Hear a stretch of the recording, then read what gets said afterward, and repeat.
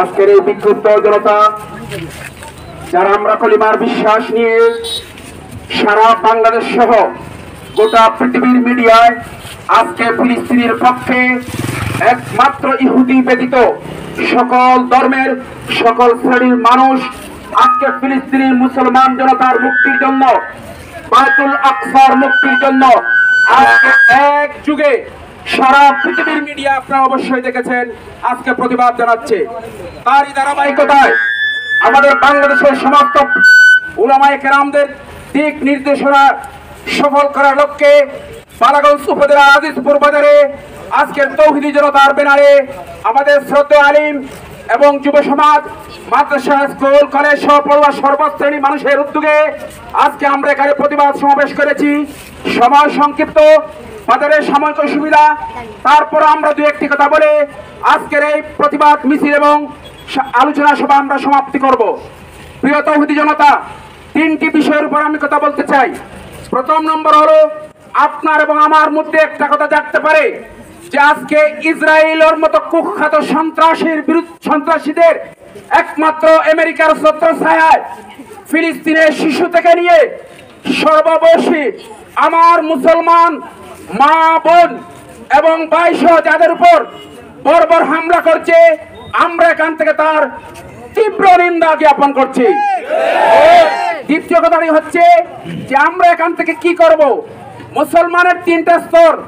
আপনার যদি সামর্থ্য থাকে তাহলে যে কোনো অন্যায়ের বিরুদ্ধে আপনার সশস্ত্র ভূমিকা রাখতে হবে, আর যদি সশস্ত্র ভূমিকা না রাখতে পারেন তাহলে আপনার জবান দ্বারা প্রতিবাদ করতে হবে। আমরা 2 নম্বর স্তরে এখান থেকে আমি তীব্র নিন্দা জানাই যারা মুসলমান বেশে মুনাফিক এই আসমানের নিচে যারা বসবাস করছে, মুসলমানের অর্থ দিয়ে আজকে ফিলিস্তিন আমার ভাই বোমার আঘাতে বোমার দুলার সাথে সে আকাশে উঠতেছে, তার প্রমাণ আপনারা নেট এবং মিডিয়ার মাধ্যমে আপনারা জানতেছেন। কিন্তু মনে রাখবেন, আমরা নামাজের মধ্যে দোয়া করি যে আমার মৃত্যু যেন কাবার গিলাফতের হয়, কিন্তু এই দোয়া আল্লাহর দ্বারা কবুল হবে না। প্রত্যেক মুসলমান জিহাদি তামান্না নেন, সময় চলে আসতেছে সাইয়্যিদুনা রাসূল আকরাম সাল্লাল্লাহু আলাইহি ওয়াসাল্লাম মসজিদে নববী পূর্ব দিকে হেসে হেসে তিনি দাঁড়িয়েছিলেন। সাহাবায়ে কেরাম জিজ্ঞাসা করলেন, ইয়া রাসূলুল্লাহ, আজকে আপনি হাসছেন কেন? সেই সময় আজ থেকে 1445 বছর আগে সাইয়্যিদুনা মুহাম্মদুর রাসূলুল্লাহ সাল্লাল্লাহু আলাইহি সাল্লাম বলেছিলেন, আমার শেষ জামানার উম্মতের জন্য একটা সুসংবাদ। সেই সুসংবাদ হচ্ছে গাজওয়াতুল হিন্দ, যেখানে 100 মানুষের মধ্যে 90 এর উপরে মানুষ নিহত হবে, অর্থাৎ মৃত্যুর সাথে সাথে সে জান্নাতে চলে যাবে। আপনার আমার দোয়ার মধ্যে তামান্না যেন এটাই হয়, আমরা যদি হায়াতে জিন্দেগির মধ্যে থাকি, এক মুসলমান অপর মুসলমান ভাইয়ের অঙ্গস্বরূপ আমরা কাবার গিলাফে রুকু সেজদা সেই মৃত্যু চাই না।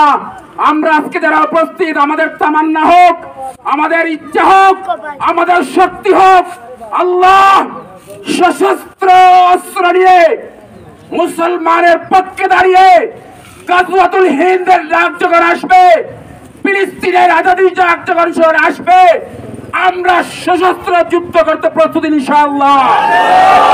আপনার মৃত্যু যদি জিহাদে হয়, মনে রাখবেন, আপনার মৃত্যু যদি জিহাদ অবস্থায় হয় তাহলে আপনার জীবনের সমস্ত গুনার কাফারা হবে আপনার সেই মৃত্যু। কিন্তু আপনি যদি কাবার গিলাফে মৃত্যু হয়, মসজিদের রুকু অবস্থায় মৃত্যু হয়, সেই মৃত্যুর মধ্যে আপনি ক্ষমা পাবেন কিনা সন্দেহ আছে। কিন্তু সাইয়্যিদুনা রাসূল আকরাম সাল্লাল্লাহু আলাইহি ওয়াসাল্লাম বলেছেন, আমার উম্মত যদি মুসলমানের পক্ষে অন্যায়ের প্রতিবাদ করতে গিয়ে সশস্ত্র সংগ্রাম করে যদি শহীদ হয়, তার জীবনের সমস্ত গুনাহ হবে তার জীবনের কাফারা।